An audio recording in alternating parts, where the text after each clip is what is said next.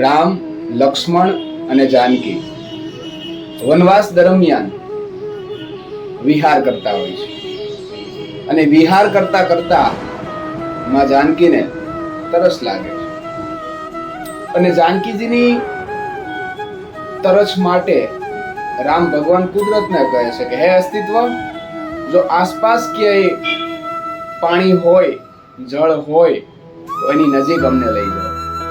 અને એવામાં એક મોર આવે છે અને એ મોર એમ કહે છે કે અહીંથી થોડે દૂર એક જળાશય છે, હું ઉડીને જઈશ, તમે લોકો ચાલીને આવશો.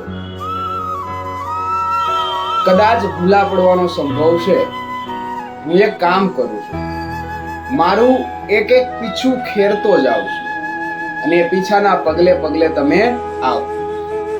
રામ, લક્ષ્મણ અને જાનકી એ પીછાના પગલે પગલે ચાલે છે. બને છે એવું જળાશય સુધી પહોંચે છે. માં જાનકીની તરસ છીપાય છે અને આપણે બધા જાણીએ છીએ કે મોરના પીછા ત્યજવાની એક મોસમ હોય છે. એ સિવાય જો મોર પીછા ત્યજે તો એનું મૃત્યુ નજીકમાં આવે છે. મોર છેલ્લા શ્વાસ લે છે.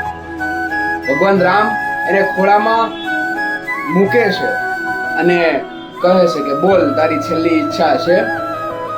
મોરે કહ્યું કે જે આખા જગતની તરસ छिपावता હોય, એની તરસ छिपाવવાનો મોકો મળ્યો હોય, તેને કોઈ ઈચ્છા હોય ખરી?